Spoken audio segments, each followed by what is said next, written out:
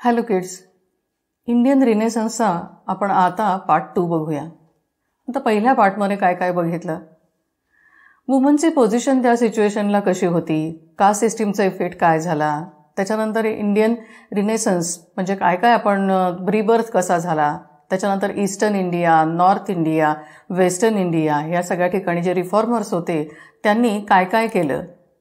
आता ह्या पार्टमध्ये आपण काय काय बघणार आहे. साऊथ इंडियातले रिफॉर्मर्स बघणार आहे, त्याच्यानंतर मुस्लिम रिफॉर्म मुवमेंट बघणार, सिख रिफॉर्म्स बघणार, पारसी रिफॉर्म मुवमेंट बघणार आणि women's reformer struggle for women's emancipation. ते काय काय आहे ते आता डिटेलमध्ये बघूया. Reformers of southern India: Shri Narayan Guru, Kandukuri विरसलिंगम, E.V. Ramaswamy Naicker Periyar. आता यांच्याविषयी डिटेल बघूया. श्री नारायण गुरु: The socio-religious reform movement that began in Bengal soon spread to the other parts of the country. बंगालमध्ये सुरू झालेली ही सोशल रिलिजियस रिफॉर्म मुवमेंट होती, आता ती लवकरच पूर्ण देशभर पसरली. In South India, Shri Narayan Guru was a critic of the caste system. या साऊथ इंडियामध्ये हे जे नारायण गुरु होते ते ही आपली जी कास्ट सिस्टीम होती त्याच्यावर टीका करणारे होते. He started a reform movement in Kerala for the emancipation of the so-called untouchables of Indian society. आता यांनी काय केलं, भारतीय समाजात जी तेव्हाची अस्पृश्य म्हणजे अनटचेबल लोक होती त्यांच्या मुक्तीसाठी त्याने केरळमध्ये ही सुधार चळवळ सुरू केली. He established the Shri Narayan Dharma Paripalana Yogam to carry out social reforms. आणि हे सोशल रिफॉर्म्स करण्यासाठी त्यांनी श्री नारायण धर्म परिपालन योगाची स्थापना केली. He regarded the differences based on caste and religion as superficial and gave the message of one religion, one caste and one god for mankind. ही जातीच्या आणि धर्मावर आधारित जे डिफरन्सेस मानले जात होते आणि ते वरवरचे मानले जात होते, एक धर्म, एक जात आणि ह्या मॅनकाइंडसाठी एकच देव असा संदेश त्यांनी दिला. आता Kandukuri Veeresalingam. Kandukuri Veeresalingam Pantulu was another great pioneer in the field of social reforms of South India. हे जे कंदुकरी विरसलिंगम पंतुलू हे आपल्या साऊथ इंडियामध्ये समाज सुधारण्याच्या क्षेत्रात अजून एक ग्रेट पायोनियर होते. He championed the cause of widow remarriage and female education in Andhra Pradesh. त्यांनी हे आंध्र प्रदेशमध्ये या विडो रिमॅरेज म्हणजे विधवांचा पुन्हा विवाह करणं आणि फिमेल एज्युकेशन महिलांना शिक्षण देणं ह्या गोष्टीला सपोर्ट केला. In 1874 he opened his first girls school. आणि 1874 मध्ये त्यांनी मुलींची पहिली शाळा सुरू केली. He founded Rajahmundry social reform association in 1878. 1878 मध्ये त्यांनी राजमुद्री सोशल रिफॉर्म असोसिएशनची स्थापना केली. He devoted his life for the amelioration of women's status. आणि त्यांनी पूर्ण आपलं जे जीवन आहे ते स्त्रियांच्या स्थितीत सुधारणा करण्यासाठी समर्पित केलं. आता बघूया E.V. Ramaswamy Naicker Periyar. The period saw the reformers from non Brahmin caste to challenge the Brahmins claim to power. आणि त्या काळात ह्या जो काही हा पिरियड होता त्याच्यामध्ये ब्राह्मण नसलेले ज्या जातीतले सुधारक होते, रिफॉर्मर्स होते, त्यांनी काय केलं, या ब्राह्मणांच्या जी सत्ता होती त्यांचा जो दावा होता ना, क्लेम टू पॉवर होता, त्याला चॅलेंज दिलं. E.V. Ramaswamy Naikar, popularly called Periyar, fought against the tyranny of upper caste of social order and worked to eradicate social evils such as untouchability. आता हे E.V. रामस्वामी नायकर यांना पेरियार म्हणून पण जास्त ते फेमस होते. त्यांनी काय केलं, आपली जी सिस्टीम होती, सोशल ऑर्डर जी होती, सामाजिक व्यवस्था, त्याच्यामध्ये अप्पर कास्टचे जे जुलूम व्हायचे त्याच्या विरुद्ध त्यांनी लढा दिला आणि जे अनटचेबल्स होते त्यांनी काय केलं, हे अनटचॅबिलिटी जी होती, अशासारखे जे सोशल इव्हिल्स होते ते काढून टाकण्याचं काम केलं. He started a social reform movement known as the self respect movement. आणि त्यांनी ही सोशल रिफॉर्म मूवमेंट जी सुरू केली ती सेल्फ रिस्पेक्ट मूवमेंट म्हणून ओळखली जाते. This movement denied the authority of Brahmins. आणि ही जी मूवमेंट होती त्यांनी काय केलं, या ब्राह्मणांना जे अधिकार होते ते नाकारले. According to him the Brahmins had subjugated the original Tamil and Dravida culture and true upholders of it were the untouchables. त्यांच्या मते हे जे ब्राह्मण होते ना, त्यांनी हे मूळ तमिळ आणि द्रविड संस्कृती होती ही त्यांच्या कंट्रोलमध्ये ठेवली होती. पण या संस्कृतीचे खरे समर्थक कोण होते, तर हे अनटचेबल्सच होते. He criticized the ancient Hindu scriptures and law books which not only established the authority of Brahmins over lower caste but also the domination of men over women. पूर्वीचे जे हिंदू धर्मग्रंथ होते किंवा कायद्याची जी पुस्तकं होती त्याच्यावर त्यांनी टीका केली. कारण त्यामुळे काय झालं, ब्राह्मणांवर केवळ लो कास्टवर अधिकार नाही तर त्यांचं स्त्रियांपेक्षा पुरुषांचं वर्चस्व हे जास्त वाढलं होतं. Movement led by lower caste leaders, powerful speeches and writings made the upper class nationalist leader to rethink. आता या लोअर कास्टचे लीडर होते त्या नेत्यांनी ही चालवलेली जी मूवमेंट होती त्यामुळं काय झालं, जोरदार त्यांची भाषणं, त्यांचं लिखाण, ह्यामुळं अप्पर कास्ट नॅशनलिस्ट लीडरना ह्या गोष्टीचा पुन्हा विचार करावा लागला. But orthodox Hindu society also reacted by establishing associations such as the Brahmin Sabha in Bengal and सनातन धर्म सभा अँड भारत धर्म महामंडल इन नॉर्थ. पण बंगालमध्ये हे ब्राह्मण सभा, सनातन धर्मसभा आणि उत्तरेकडे जर बघितलं ना, उत्तरेकडच्या भारतामध्ये तर हे धर्म महामंडळ अशा असोसिएशन स्थापन करून हे ऑर्थोडॉक्स हिंदू जे होते त्या समाजानेही आपल्या प्रतिक्रिया व्यक्त केल्या. The primary objective of these organisations was to support caste distinction as a foundation of Hinduism and demonstrate how this was sanction by scriptures. आता ह्या ज्या ऑर्गनायझेशनचं जे मूळ उद्देश आहे हे हिंदू धर्माचा पाया म्हणून त्यांनी काय केलं, हे जाती धर्माचं जे समर्थन करणं आहे किंवा धर्मग्रंथाद्वारे हे कसं मंजूर केलं गेलं हे त्याच्यात दाखवलं होतं. आता Muslim reform movement. Among the Muslims the social reforms were initiated by Abdul Latif, the founder of the Mohammedan literary society. आता या मुस्लिमांच्या मध्ये सुद्धा बरेच सोशल रिफॉर्मर्स होऊन गेले. त्याच्यात सुरुवात कोणी केली तर अब्दुल लतीफ यांनी केली. त्यांनी महम्मदान लिटररी सोसायटी ह्याचे ते फाउंडर होते. Another important educationist and social reformer was Sir Syed Ahmad Khan. आणि आणखी एका महत्त्वाच्या माणसाचं नाव घ्यायचं जे इम्पॉर्टंट एज्युकेशनिस्ट म्हणजे शिक्षणातले तज्ज्ञ होते आणि सोशल रिफॉर्मर म्हणजे समाज सुधारक होते, ते होते Sir Syed Ahmad Khan. He opposed the ignorance and superstitions and evil practices such as parda system, polygamy and Muslim systems of divorce. आता त्या काळच्या ज्या इव्हिल प्रॅक्टिसेस होत्या ना आणि जे अंधश्रद्धा होत्या लोकांच्या, अज्ञान होतं, मग ह्या कुठल्या कुठल्या होत्या इव्हिल प्रॅक्टिसेस, तर पर्दा सिस्टीम होती, पॉलिगामी म्हणजे एकापेक्षा जास्त लग्न करणं हा भाग होता, त्याच्यानंतर मुस्लिमांची जी घटस्फोट देण्याची पद्धत होती, ह्याच्यासारख्या सगळ्या वाईट प्रथांना त्यांनी विरोध केला. He also emphasized the value of education for women. आणि महिलांचं शिक्षण किती व्हॅल्युएबल आहे ह्याच्यावर त्यांनी खूप भर दिला. He open the Mohammedan Anglo Oriental college which later came to be called the Aligarh Muslim university. त्यांनी हे जे महम्मदान अँग्लो ओरिएंटल कॉलेज सुरू केलं होतं जे नंतर अलीगड मुस्लिम युनिव्हर्सिटी म्हणून ओळखलं जायला लागलं. He also founded the translation society for translating books from English into Urdu. या इंग्रजीमधून पुस्तकांचं जे उर्दू भाषांतर करण्यासाठी त्यांनी ट्रान्सलेशन सोसायटीची स्थापना केली.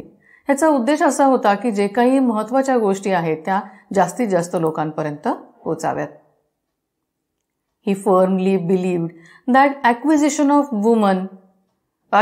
of Western education and science would be significant for the process of Muslim society. आणि हे मुस्लिम समाजासाठी त्यांची जर प्रगती व्हायची असेल तर हे जे वेस्टर्न एज्युकेशन म्हणजे पाश्चात्य शिक्षण आणि सायन्स याचा स्वीकार करणं हे खूप महत्त्वाचं ठरणार आहे याच्यावर त्यांचा विश्वास होता.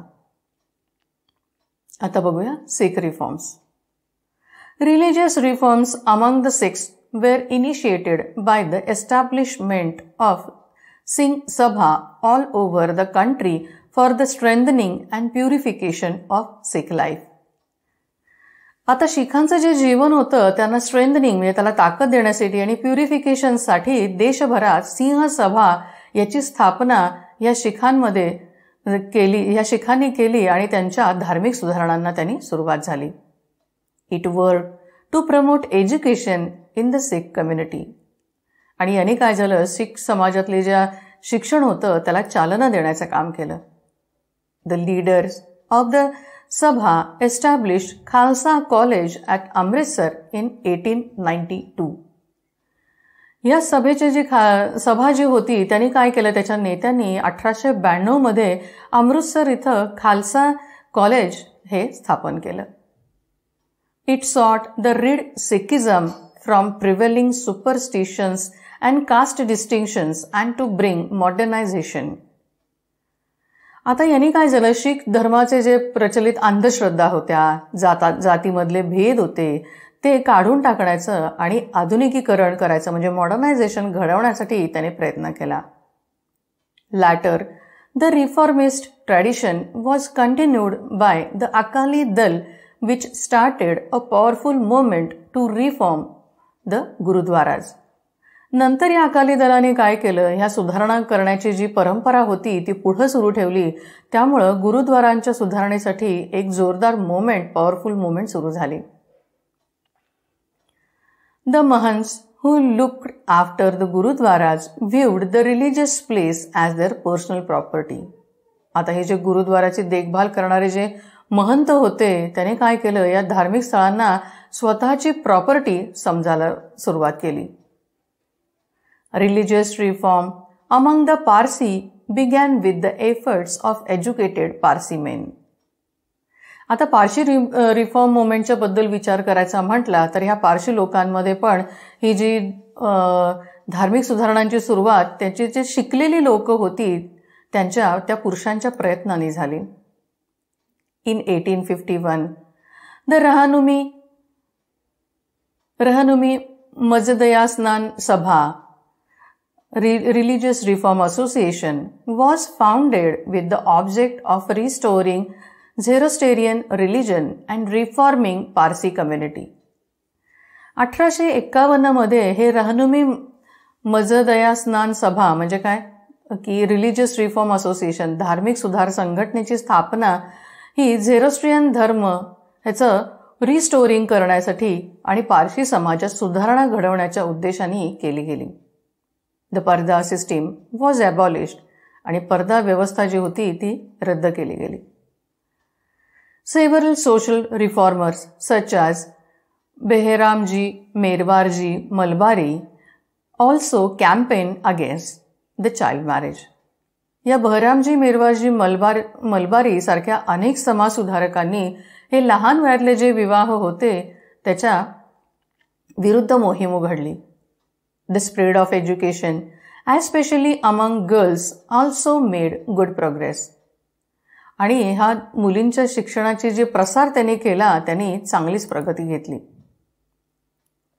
आता बघूया women reformer struggle for women's emancipation. Several main reformers upheld the cause of women, fought for their emancipation. असे समाजात अनेक पुरुष समाज सुधारक होते. त्यांनी काय केलं, महिलांनी त्यांच्या मुक्तीसाठी लढण्याचे कारण याचं समर्थन केलं. In due course of time, women began to take initiative and raise their voice against the prevailing evil practices and customs that caused great injustice to them. आता खूप होते हे पुरुष सुधारक, खूप समाजसुधारक खूप होते, पण महिलांनी सुद्धा इथं पुढे येण्यासाठी ठरवलं आणि ह्याच कालांतराने या स्त्रियांनी पुढाकार घेतला आणि ह्याची सुरुवात केली. त्यांच्यावर मोठा अन्याय झाल्याच्या आणि ह्या ज्या प्रचलित वाईट पद्धती होत्या आणि रीतिरिवाज होते त्याच्या विरुद्ध त्यांनी आवाज उठवायला सुरुवात केली. By late 19th century, Indian women began to enter universities and train themselves to doctors and teachers. 19व्या शतकाच्या शेवटी जर विचार केला तर भारतीय महिलांनी आता युनिव्हर्सिटीजमध्ये प्रवेश करायला सुरुवात केली आणि स्वतःला डॉक्टर आणि शिक्षक असं प्रशिक्षण द्यायला सुरुवात केली. दे बिगॅन टू राईट, आता त्यांनी लिहायलाही सुरुवात केली होती. Their writings became vehicle of social reforms and political awakening. आणि त्यांच्या लेखनामुळेच काय झालं, सामाजिक सुधारणा आणि पॉलिटिकल अवेकनिंग म्हणजे राजकीय प्रबोधन हेच त्याचं चांगलं वाहन बनलं. Through their writings, they expressed their anguish against the inferior position of women in the society. आणि त्यांच्या लेखनामुळे काय झालं, भारतीय समाजातल्या महिलांचा जो दर्जा होता, इन्फिरियर त्यांना समजलं जायचं, त्याच्याबद्दल त्या तीव्र वेदना व्यक्त करू शकल्या. Stri Purush Tulana written by Tarabai Shinde criticise the social difference between men and women. त्या काळात ताराबाई शिंदेने एक पुस्तक लिहिलं होतं, स्त्री पुरुष तुलना. त्याच्यामध्ये काय केलं त्यांनी, स्त्री आणि पुरुष यांच्यातला जो डिफरन्स आहे त्याच्यावरती, मतभेद आहे त्याच्यावरती त्यांनी टीका केली होती. Savitribai Phule contributed to the cause of women's education despite strong opposition from the society. आता समाजात या सावित्रीबाई फुलेंना एवढा तीव्र विरोध होता तरी सुद्धा त्यांनी काय केलं, वुमन्स एज्युकेशनसाठी खूप मोठा हातभार लावला. Pandita Ramabai was one of such greatest Indian reformers who wrote a book which showed the miserable condition of upper caste Hindu woman.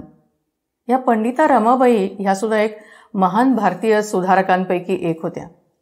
त्यांनी एक पुस्तक लिहिलं ज्याच्यामध्ये त्यांनी उच्च जातीच्या ज्या हिंदू महिला आहेत त्यांची सिच्युएशन कशी दयनीय आहे, मिझरेबल आहे ह्याच्याविषयी लिहिलं होतं.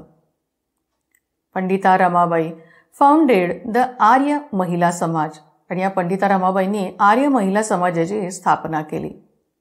शी also established the Sharada Sadan to provide shelter and help to widow by training them to support them economically.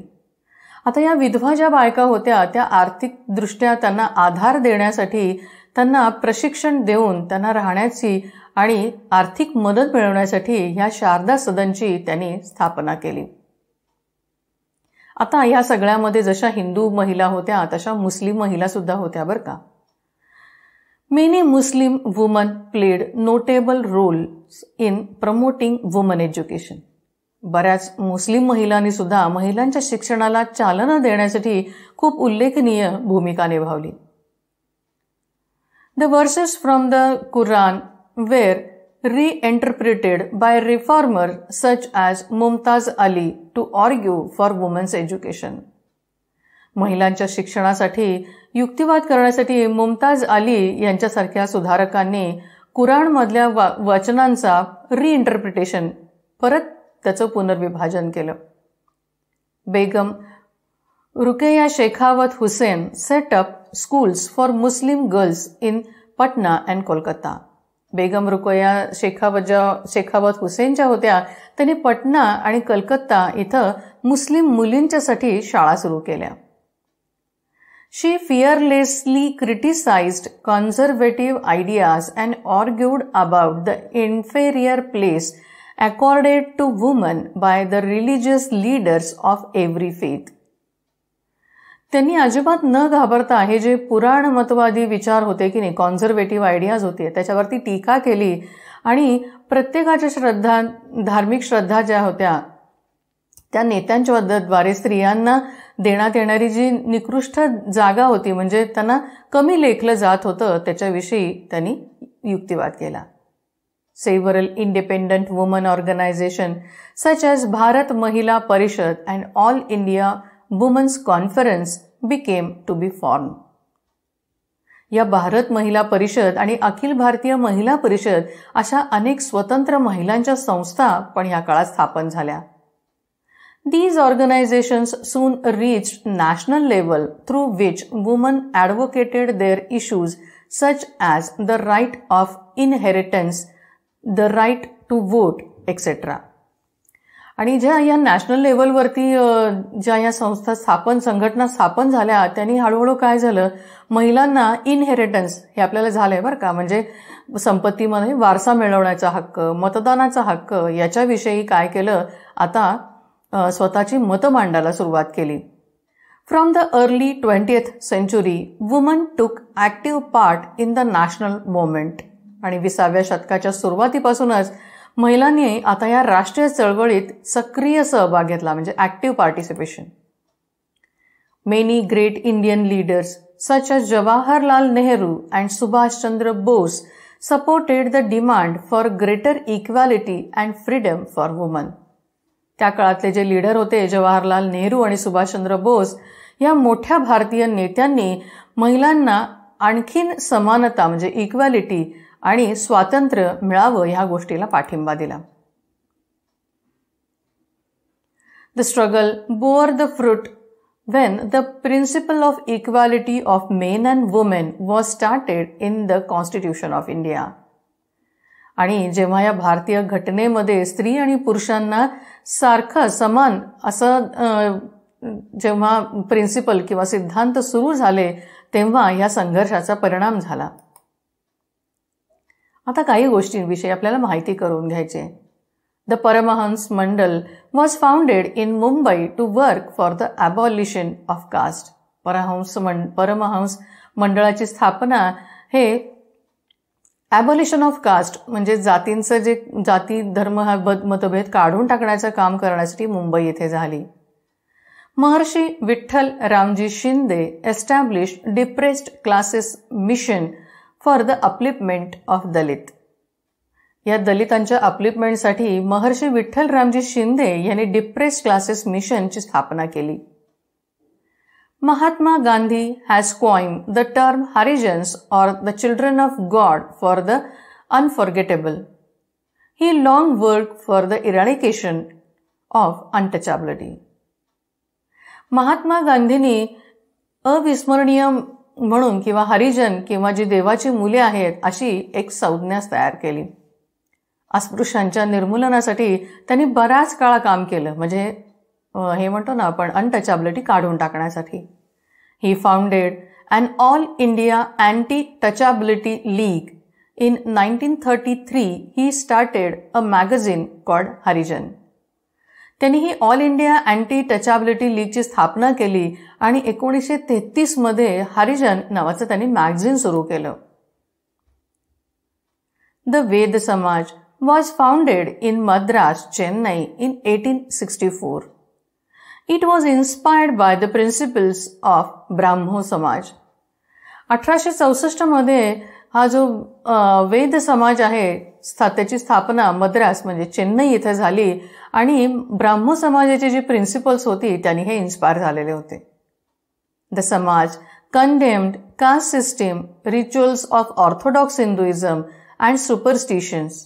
It promoted women's education and remarriage of widows. आता समाजातली ही जी कास्ट सिस्टीम होती किंवा कट्टर हिंदू धर्म होता, त्यांच्या अंधश्रद्धा होत्या, हे जे काही विधी होते त्याचा त्याने काय केला, निषेध केला आणि स्त्रियांच्या शिक्षणाला, त्याच्यानंतर ज्या विधवा बायका होत्या त्यांचा परत विवाहाला त्याने प्रोत्साहन दिलं.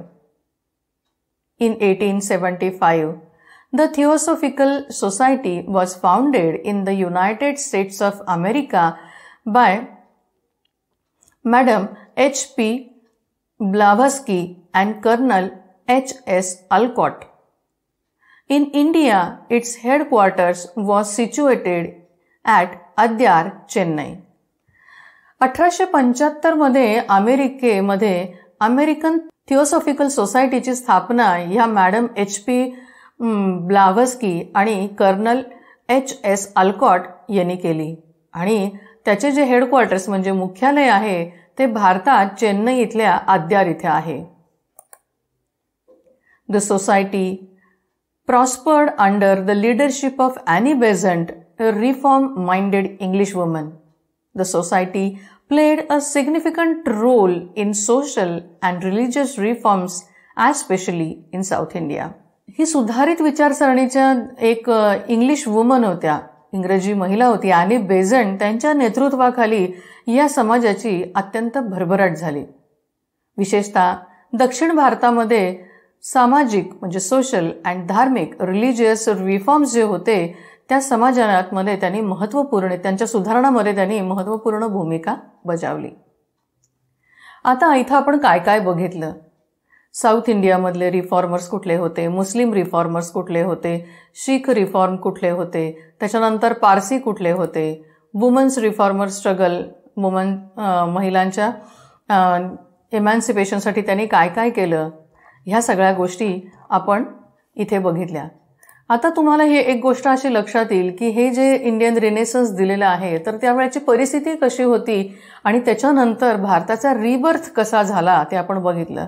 ऑल ओव्हर इंडियामध्ये हे सगळे रिफॉर्मर जे होते ना त्यांनी खूप मोठं काम केलं आणि त्याच्यामुळं ह्या सगळ्या गोष्टी शक्य झाल्या. त्याच्यामध्ये जे सोशल इव्हिल्स होते, त्याच्यामध्ये पर्दा सिस्टीम होती, त्याच्यानंतर चाइल्ड मॅरेजेस होती, त्याच्यानंतर पॉलिगॅमी होती, ह्या सगळ्या गोष्टी आहेत किंवा महिलांना दिले जाणारे खालची वागणूक होती. या सगळ्या गोष्टींच्या विरोधात किंवा महिलांना शिक्षण मिळत नव्हतं तर ते शिक्षण मिळावं ह्या सगळ्या गोष्टींसाठी जे हे सोशल रिफॉर्मर्स होते त्यांनी खूप मोठं काम केलंय आणि त्यामुळंच आज आपल्याला हा बदललेला भारत दिसू शकतो. म्हणजे हे वेगवेगळ्या भागात झालंच पण वेगवेगळ्या कास्टमध्ये पण झालं. आपण मुस्लिम रिफॉर्मर्स बघितले, शीख रिफॉर्मर्स बघितले, पारसी बघितले, महिलांनी त्याच्यात काय काय काय काय सपोर्ट केला ह्या सगळ्या गोष्टी बघितल्या. मग तुम्हाला असं लक्षात येईल ह्या सगळ्या रिफॉर्म्समुळेच आपला आज जो भारत दिसतोय हा वेगळं चित्र दिसतंय. ह्या जर लोकांनी शिक्षण घेतले नसते आणि ह्या सगळ्या गोष्टी जर केल्या नसत्या तर आजचा भारत आपल्याला दिसला नसता.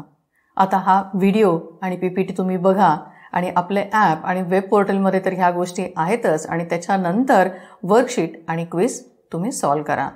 So here ends the chapter Indian renaissance. Thank you.